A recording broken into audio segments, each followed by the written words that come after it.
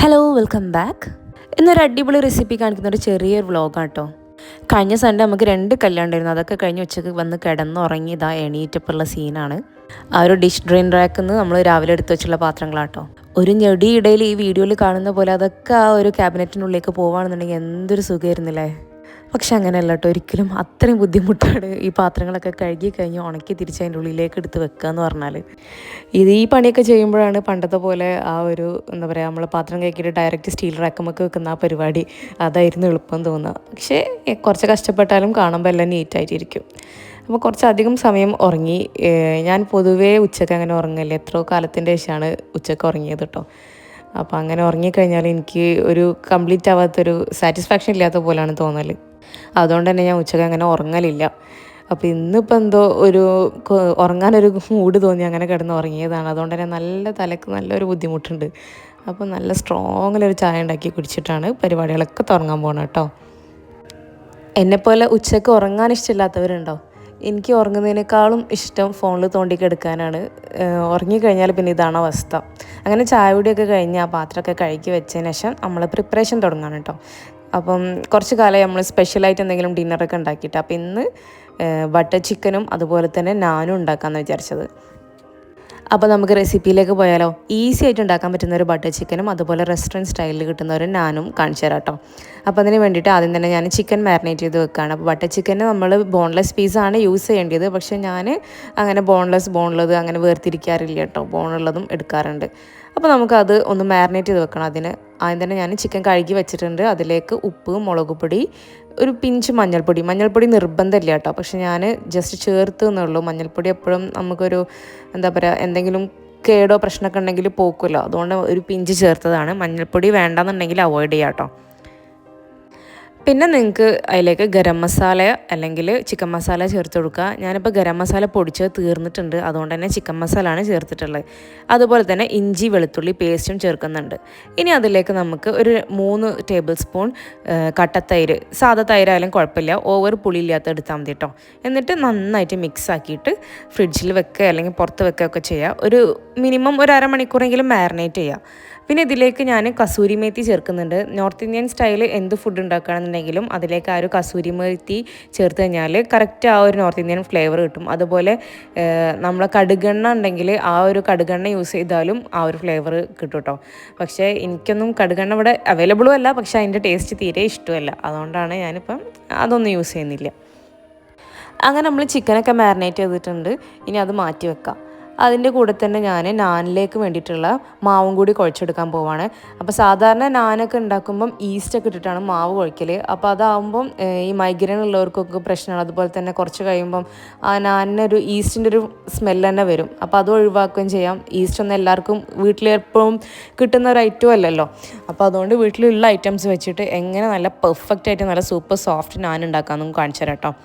അപ്പോൾ ഞാൻ ഇപ്പം ഫുഡ് പ്രോസസ്സറിൽ ആ ഒരു ആട്ടാൻ നീഡർ വെച്ചിട്ടാണ് ഞാൻ ഉണ്ടാക്കാൻ പോകുന്നത്.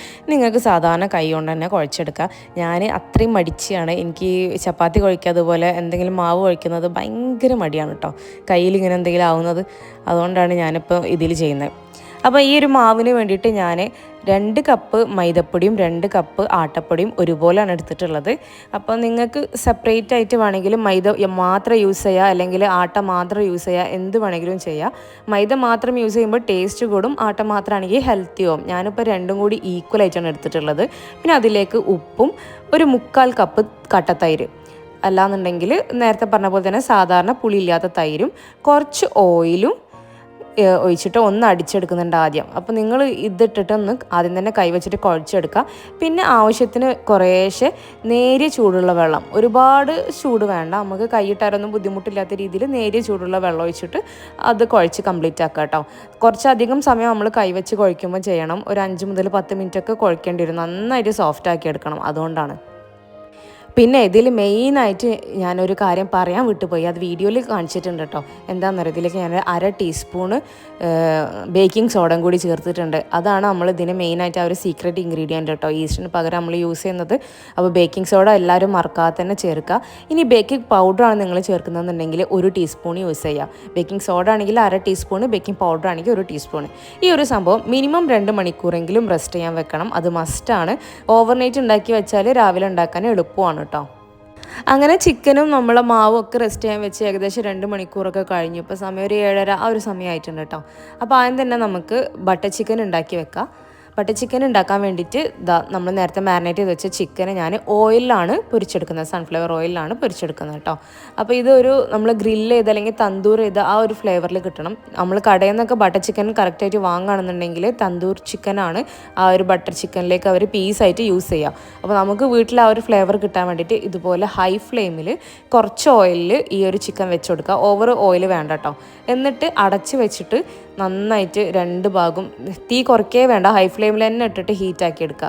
അങ്ങനെ ആകുമ്പോൾ കറക്റ്റായിട്ട് ആ ഒരു 2 ഭാഗവും മൊരിഞ്ഞ് കിട്ടുകയും ചെയ്യും, ഉള്ളിൽ നല്ലോണം വെന്ത് സോഫ്റ്റായി വരികയും ചെയ്യും. ആ ഒരു തന്തൂർ ചിക്കൻ്റെ ഒരു ഫ്ലേവറൊക്കെ കിട്ടും കേട്ടോ.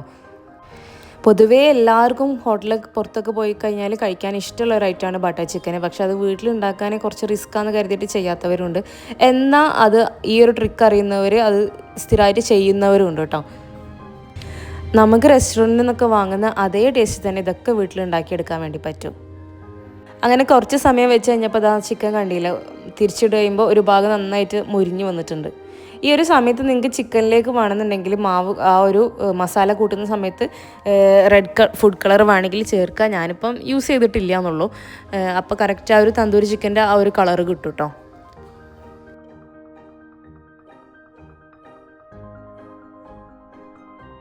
അപ്പോൾ ചിക്കൻ അവിടെ കുക്കായി വരുമ്പോഴത്തേക്കും ഞാൻ 2 ബാച്ചാക്കിയിട്ടാണ് ചിക്കൻ കംപ്ലീറ്റ് അങ്ങനെ പൊരിച്ചെടുക്കുന്നത് കേട്ടോ. അപ്പോഴത്തേക്കും നമുക്ക് നാനിൽ മേലെ ബ്രഷ് ചെയ്യാൻ വേണ്ടിയിട്ട് ഒരു സംഭവം ഉണ്ടാക്കണം. പ്ലെയിൻ നാനും വേണമെങ്കിൽ അങ്ങനെ ഉണ്ടാക്കാം. ഞാനിപ്പോൾ ഗാർലിക് ബട്ടർ നാനാണ് ഉണ്ടാക്കുന്നത്. അപ്പോൾ അതിന് വേണ്ടിയിട്ട് 2 ടേബിൾ സ്പൂൺ ബട്ടർ, അതായത് റൂം ടെമ്പറേച്ചറിലുള്ള ബട്ടർ കേട്ടോ. കുറച്ച് സമയം പുറത്ത് വെച്ചിട്ട് തണുപ്പ് പോയിട്ടുള്ള ആ ഒരു റൂം ടെമ്പറേച്ചറിലുള്ള ബട്ടറും അതിലേക്ക് ഒരു 5-6 അല്ലി വെളുത്തുള്ളി നല്ല ഫൈനായിട്ട് ചോപ്പ് ചെയ്തത്, കുത്തണ്ട പക്ഷെ നല്ല ഫൈനായിട്ട് ചോപ്പ് ചെയ്തതും, പിന്നെ ഞാൻ കുറച്ച് കസൂരി മേത്തിയും ചേർക്കുന്നുണ്ട്. അത് നന്നായിട്ട് മിക്സാക്കി അവിടെ മാറ്റി വെച്ചിട്ടുണ്ട് കേട്ടോ. അപ്പോൾ നമ്മൾ മാവ് നല്ല സോഫ്റ്റാണ്. ഞാൻ ഇതുപോലെ ഒരു മീഡിയം സൈസ് ആയിട്ടുള്ള ബോൾസാക്കി മാറ്റി വെച്ചിട്ടുണ്ട് കേട്ടോ. ഇത്രയും ബോൾസാണ് എനിക്ക് ആ ഒരു 4 കപ്പ് മാവെന്ന് കിട്ടിയിട്ടുള്ളത്. പിന്നെ ഈ ഒരു പാത്രം നമ്മളെപ്പോഴും അടച്ചു വെക്കണം. ഒരു ബോൾ എടുത്തു കഴിഞ്ഞാലും ബാക്കിയുള്ളത് അടച്ചു വെക്കുക. അല്ലാന്നുണ്ടെങ്കിൽ ഈ ഒരു സോഫ്റ്റ്നെസ് ഒക്കെ പോയിട്ട് മാവ് ഡ്രൈ ആയി വരും. അപ്പോൾ ഞാൻ ആദ്യം കരുതിയത് നമ്മൾ ഓയിലൊക്കെ ഇതിൽ യൂസ് ചെയ്തതാണല്ലോ, അപ്പോൾ അങ്ങനെ ഓയിലുള്ളതുകൊണ്ട് തന്നെ പെട്ടെന്ന് പരത്തിയെടുക്കാൻ പറ്റുമെന്ന് കരുതി അങ്ങനെ ചെയ്ത് നോക്കിയതാണ്. പക്ഷെ അത് ഓവർ ഇങ്ങനെ പരന്ന് വരുന്നില്ല, നമ്മൾ ആ ഒരു പലമ്മലൊക്കെ ഇങ്ങനെ ഒട്ടി പിടിക്കുകയാണ് കേട്ടോ. അപ്പോൾ പിന്നെ ഞാൻ കുറച്ച് പൊടി എടുത്തിട്ടുണ്ട്. ഞാൻ മൈദപ്പൊടി വെച്ചിട്ടാണ് പിന്നെ പരത്തിയത്. നോർമലി നമ്മൾ ചപ്പാത്തി പരത്തുന്ന പോലെ പരത്തിയെടുക്കുക.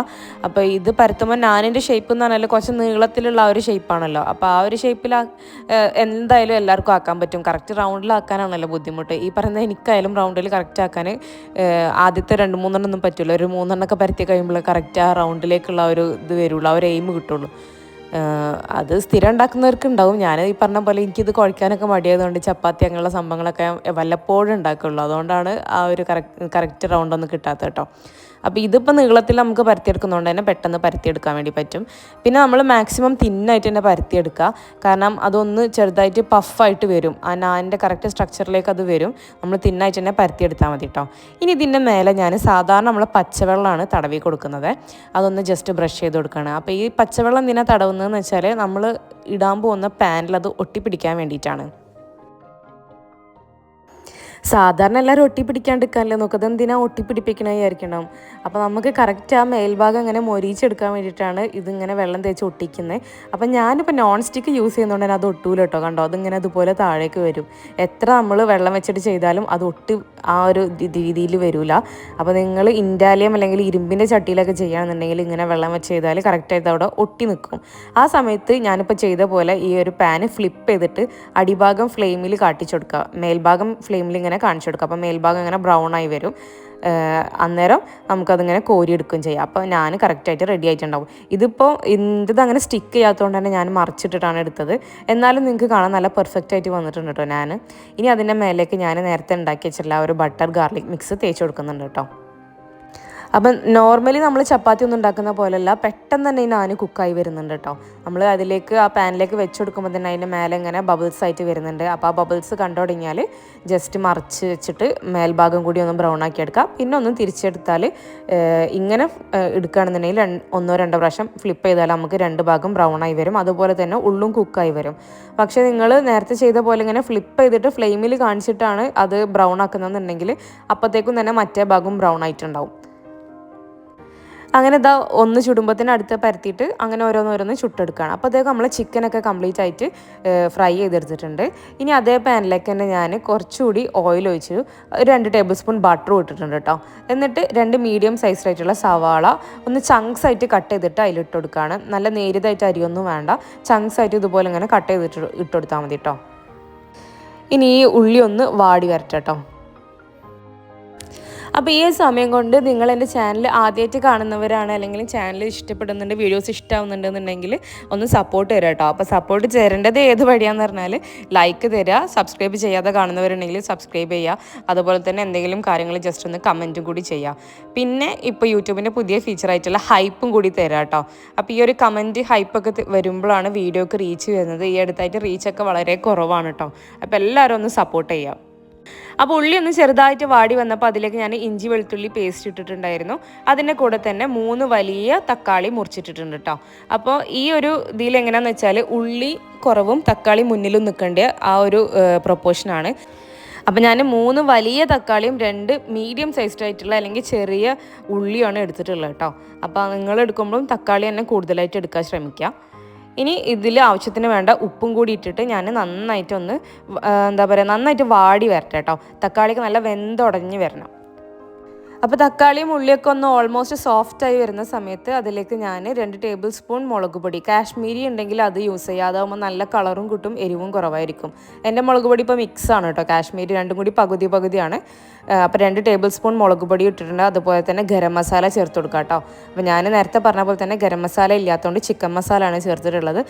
അതായാലും കുഴപ്പമില്ല, ടേസ്റ്റ് ഓൾമോസ്റ്റ് അതേ ടേസ്റ്റ് തന്നെ വരുന്നുണ്ട് കേട്ടോ. അപ്പോൾ ഇത്രയും കാര്യങ്ങൾ മതി. ഇനി ഇത് നന്നായിട്ട് വെന്തുടഞ്ഞ് ഒന്ന് ചൂടാറി കഴിഞ്ഞാൽ നമുക്ക് ഗ്രൈൻഡ് ചെയ്തെടുക്കാനുള്ളതാണ്. അപ്പോൾ അതിനിടയ്ക്ക് ഞാനിവിടെ ഈ നാനിൻ്റെ പരിപാടി നോക്കുന്നുണ്ട് കേട്ടോ.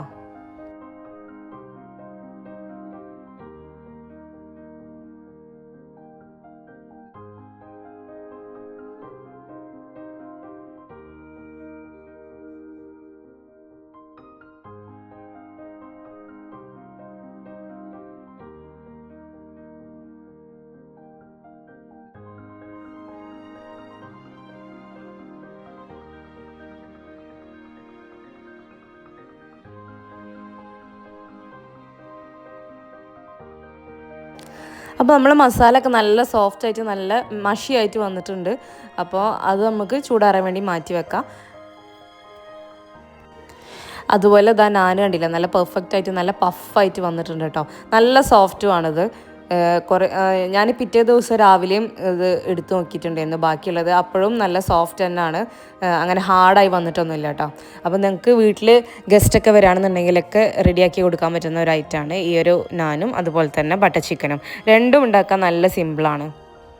അങ്ങനെ ചൂടാറിയ മസാല മിക്സ് ഗ്രൈൻഡറിലേക്ക് ഇട്ടിട്ട് കുറച്ച് വെള്ളം കൂടി ചേർത്തിട്ട് ഒന്ന് അരച്ചെടുക്കാം കേട്ടോ. ഓവർ വെള്ളം വേണ്ട, നിങ്ങൾക്ക് എത്രത്തോളം തിക്ക് ആവശ്യമുണ്ടോ അതിനനുസരിച്ചിട്ട്. ഈ ഒരു സമയത്ത് നിങ്ങൾക്ക് കുതിർത്ത് വെച്ച അണ്ടിപ്പരിപ്പ് വേണമെങ്കിൽ ചേർത്ത് കൊടുക്കുക.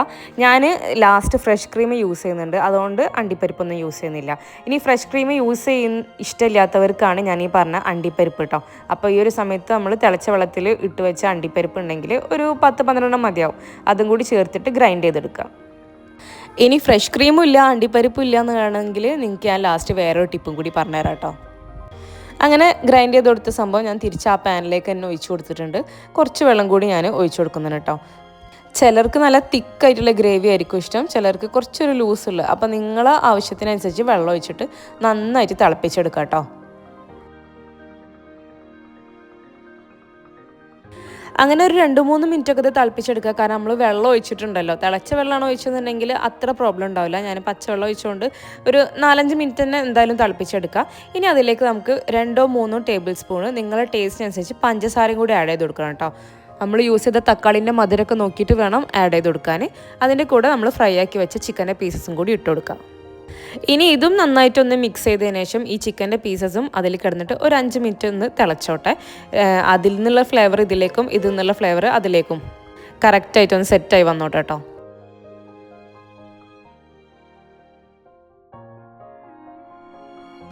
ഇനി ഇതൊക്കെ തിളച്ച് സെറ്റാവുന്ന ഈ ഒരു സമയത്താണ് നമ്മൾ ഇതിലേക്ക് ഫ്രഷ് ക്രീം ആഡ് ചെയ്ത് കൊടുക്കുന്നത്. ഞാനൊരു 1/4 കപ്പോളം ഫ്രഷ് ക്രീം ചേർത്ത് കൊടുക്കുന്നുണ്ട് കേട്ടോ.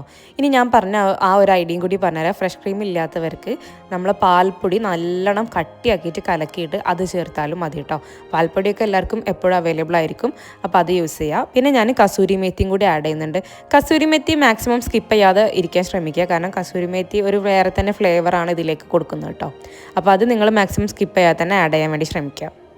അപ്പോൾ ഇത്ര പരിപാടിയുള്ളൂ. നമ്മൾ നാനും ബട്ടർ ചിക്കനും ഈസി ആയിട്ട് തന്നെ റെഡി ആയിട്ടുണ്ട്. രണ്ടും നല്ല ഈസി, നല്ല ടേസ്റ്റി ആയിട്ടുള്ള അടിപൊളി റെസിപ്പീസാണ്. അപ്പോൾ നിങ്ങൾക്ക് ഇനി ഇത് സെർവ് ചെയ്യുന്ന സമയത്ത് വേണമെന്നുണ്ടെങ്കിൽ ആ ഒരു ബൗളിൻ്റെ മേലെ കുറച്ച് ഫ്രഷ് ക്രീമും അതുപോലെ തന്നെ മല്ലിയില അല്ലെങ്കിൽ ഈ ഒരു കസൂരി മേത്തിയും കൂടി ഇട്ടിട്ട് സെർവ് ചെയ്യുകയാണെന്നുണ്ടെങ്കിൽ കാണാൻ നല്ല ഭംഗിയായിരിക്കും കേട്ടോ. അപ്പോൾ എന്നാൽ നമുക്ക് അടുത്തൊരു വീഡിയോ ആയിട്ട് വീണ്ടും കാണാം. അതുവരേക്കും ബൈ ബൈ.